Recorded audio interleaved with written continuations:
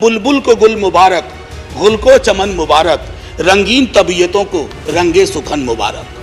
तो मैं हाथ जोड़ के विनती करूंगा, सरकार जरूर बनाइए, अगला चुनाव भी लड़ेंगे, खूब दिल से लड़ेंगे, इंडिया भी रहेगा, भारत भी रहेगा, कोई में से एक चॉइस नहीं है। इमारत बनाने बिगाड़ने से इबारतें नहीं बदलनी चाहिए।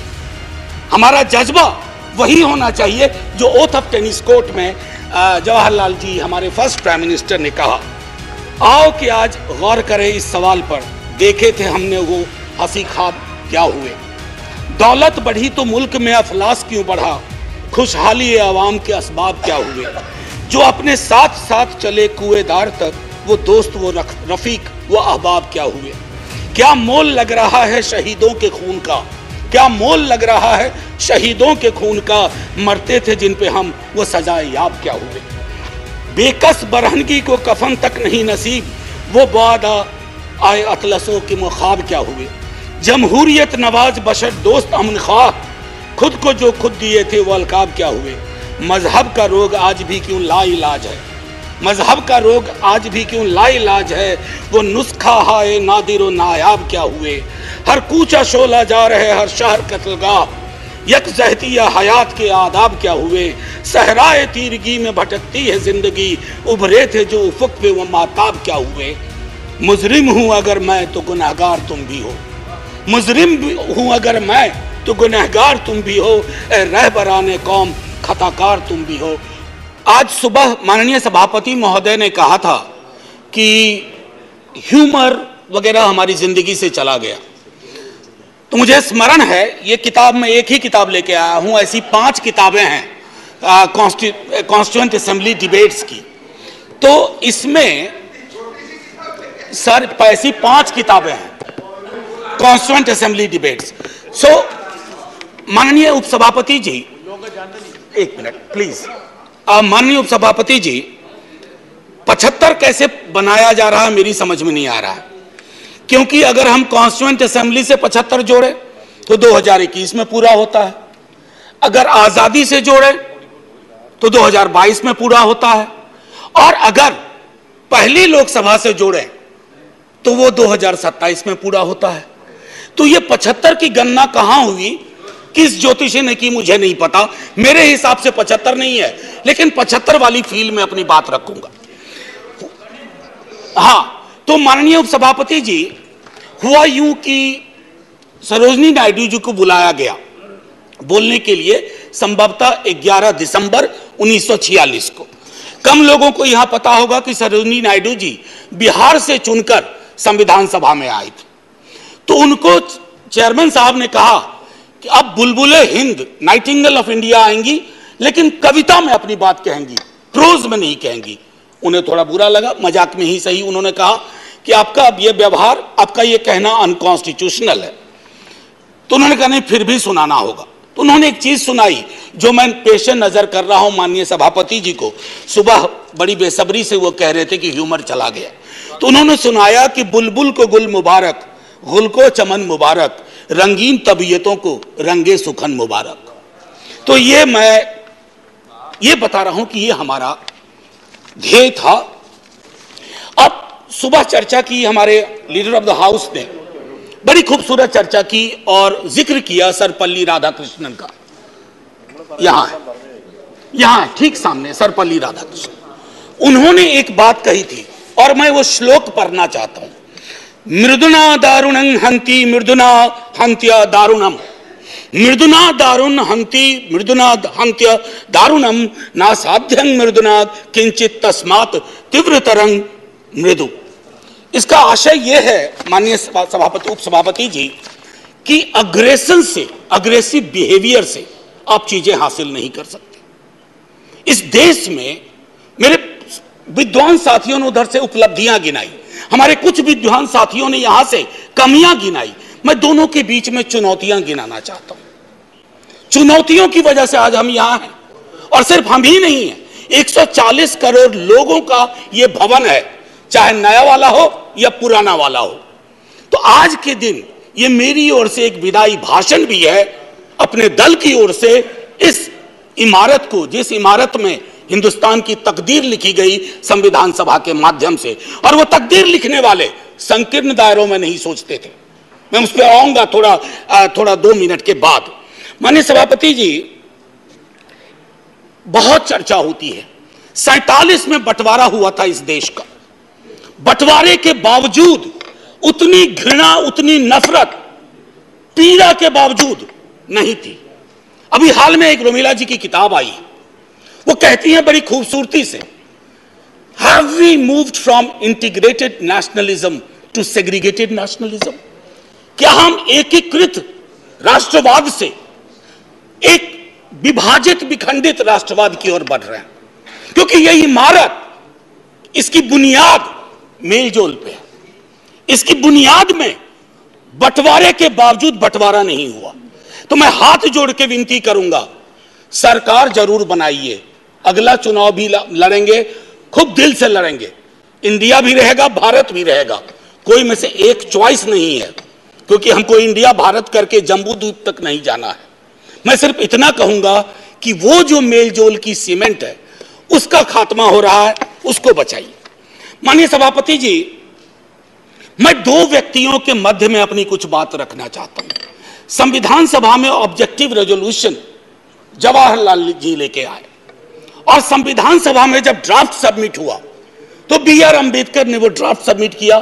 तो मैं सिर्फ कहता हूं, ऑब्जेक्टिव रेजोल्यूशन में बहुत सारी बातें थी, ये प्रस्तावना के बारे में, सॉवरेन डेमोक्रेटिक रिपब्लिक के बारे में काफी कुछ बोल चुके हैं, सॉवरेनिटी गिरवी ना चली जाए, मौलिक अधिकारों के मामले में। हमें आपके पीछे एक तराजू है, वो तराजू हमें लगाना होगा कि मौलिक अधिकार में कहां पहुंचे, सॉवरेनिटी में कहां पहुंचे, डेमोक्रेटिक रिपब्लिक के मसले पे कहां पहुंचे। High flying words don't cover up our failures, let's not look for that. और एक मसला आया, उन्होंने एक जिक्र किया ओथ ऑफ टेनिस कोर्ट। माननीय सभापति जी, फ्रेंच रेवोल्यूशन के बाद जब बड़ी शिद्दत से लोग काम में लग गए अधिकारों पर बात करने के लिए, तो राजा को शुरू में परेशानी नहीं हुई, लेकिन राजा को लगा कि कुछ ऐसा कर रहे हैं जिससे खुराफात की बू आ रही है। उसने क्या किया, दरवाजे बंद करवा दिए। जिस हॉल में वो लोग बैठते थे वो चले गए दूसरे दरवाजे रूम में, उसको भी बंद करवा दिया। तो वो चले गए टेनिस कोर्ट में, सारी कार्रवाई पूरी की, उसको कहा oath of tennis court. Oath of tennis court का जिक्र जवाहरलाल जी ने इसलिए किया था कि हमारे अंदर वो जज्बा हो, इमारत बनाने बिगाड़ने से इबारतें नहीं बदलनी चाहिए। हमारा जज्बा वही होना चाहिए जो ओथ ऑफ टेनिस कोर्ट में जवाहरलाल जी, हमारे फर्स्ट प्राइम मिनिस्टर, ने कहा। अब आते हैं कि बाबा साहब भीमराव अंबेडकर जी ने क्या कहा। माननीय सभापति जी, आप जिस इलाके से आती हैं, मैं जिस इलाके से आता हूं, वहां ये बातें बड़ी प्रबल है। आजादी का मूल्यांकन होगा तो इस आधार पर होगा कि राजनीतिक आजादी, सामाजिक आर्थिक आजादी में कितनी तब्दील हुई, अगर नहीं हुई तो क्यों नहीं हुई। उन्होंने कहा था कि एक दिन एक ज्वालामुखी बन जाएगा, और मैं उस ज्वालामुखी को बनते देख रहा हूं। वो इसलिए बनते देख रहा हूं कि जब मैं देखता हूं कि बिहार के जातिगत सर्वेक्षण पे देश के सॉलिसिटर जनरल कोर्ट में खड़े हो जाते हैं, तो मैं देखता हूं ब्लॉक करने की कोशिश हो रही है। यह एस्पिरेशनल वर्ग है, पिछड़ों की बड़ी आबादी, उसके एस्पिरेशन को आप सोशल डेमोक्रेसी के नजरिए से देखिए, जो बाबा साहब कह गए थे। 31 में आखिरी हुई, उसके बाद पाकिस्तान बांग्लादेश बना। क्या इस देश को, यहां की सरकारों को, राज्यों की सरकार को वैज्ञानिक आंकड़े नहीं चाहिए? क्या आप आंकड़े आसमान से गिराएंगे? मैं समझता हूं आज के दिन यह भी हमें सुनिश्चित करना होगा कि हम इन आंकड़ों को लाएं, उसके आधार पर अपनी नीतियां तय करें। एक माननीय सभापति जी, अंबेडकर साहब 2 और चीज कह के गए, प्रिवेंटिंग टिरनी ऑफ मेजॉरिटी।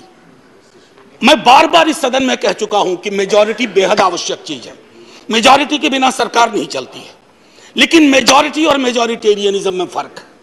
यह फर्क अगर हमारी सरकार भूल जाती है तो बहुत बड़ी पीड़ा होती है। जब मेरे मित्र ने कहा, मैं अक्सर देखता हूं हम जैसे लोग छोटी आलोचना भी करते हैं, छोटी मोटी आलोचना जो कभी व्यक्तिगत नहीं होती है। आप कहते हो कि पाकिस्तान चले जाओ, अरे कभी देखा भी हो कितनी जगह है वहां का भूगोल क्या है, इतने लोग नहीं अट पाएंगे। मान लीजिए कि 65% लोगों ने आपको पिछली बार वोट नहीं किया, सबको पाकिस्तान भेज दोगे? ऐसी कोई व्यवस्था होती है? यहीं मिलजुल से रहना है, यहीं मिलकर रहना है। और ये सारी चीजें मैं नहीं कह रहा हूं, खुद अंबेडकर साहब कह के गए थे। मैडम, आपकी तरफ से मैं एक और चीज, एक दो छोटी चीज कह करके, इस देश की एक बड़ी आबादी, सभापति महोदया, मैं आपका सभापति महोदया अभी बिल मत, 2 मिनट लूंगा, ज्यादा नहीं, आज पहली बार हैं, इतने नजरिए नाज कर दीजिए। मैं सिर्फ इतना कहना चाहूंगा कि बेरोजगारी को लेकर के हमारा दृष्टिकोण साफ होना चाहिए। सरकार में आप हो, हम हो, बेरोजगारी हम सबकी पॉलिटिक्स खत्म कर देगा। राइट टू एम्प्लॉयमेंट के लिए हम क्या सोच रहे हैं? और इस देश की एक बड़ी आबादी से देशभक्ति का जो प्रमाण पत्र हम मांगते हैं ना मैडम, वो कहीं चलेगा नहीं। मैं आखिरी चीज कह करके एक सुनाना चाहता था। मैं इसलिए कहता हूं, एक घर में 5 सदस्य हैं, उसमें हर 5वां सदस्य उस आबादी का है। अगर उस घर में उस 5वें सदस्य को आप एलिनेट करेंगे, दूर करेंगे, घर कभी महफूज नहीं रह सकता। और आखिरी में मैं साहिर को जाता हूं और वहीं खत्म कर दूंगा, आपको घंटी बजाने की जरूरत नहीं पड़ती। आओ कि आज गौर करें इस सवाल पर। देखे थे हमने वो हंसी ख्वाब क्या हुए, दौलत बढ़ी तो मुल्क में अफलास क्यों बढ़ा, खुशहाली आवाम के असबाब क्या हुए, जो अपने साथ साथ चले कुएदार तक, वो दोस्त वो रफीक वो अहबाब क्या हुए। क्या मोल लग रहा है शहीदों के खून का, क्या मोल लग रहा है शहीदों के खून का, मरते थे जिन पे हम वो सजाए याब क्या हुए। बेकस बरहनगी को कफन तक नहीं नसीब, वो बादा आए अतलसों के मुखाब क्या हुए। जमहूरियत नवाज बशर दोस्त अमन ख्वाह, खुद को जो खुद दिए थे वो अलकाब क्या हुए। मजहब का रोग आज भी क्यों लाइलाज है, मजहब का रोग आज भी क्यों लाइलाज है, वो नुस्खा हाय नादिर व नायाब क्या हुए।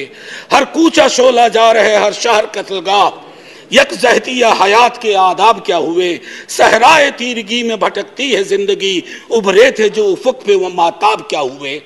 मुजरिम हूं अगर मैं तो गुनहगार तुम भी हो, मुजरिम हूं अगर मैं तो गुनहगार तुम भी हो, ए रहबराने कौम खताकार तुम भी हो। Jai Hind ma'am, and salute to all the freedom fighters, संविधान सभा के उन तमाम लोगों को। और मैं चाहूंगा कि सेंगोल के बगल में एक बड़ी आकृति में इनकी तस्वीरें वहां लगाई जाएं और हमें प्रेरणा देते रहें। जय हिंद, धन्यवाद।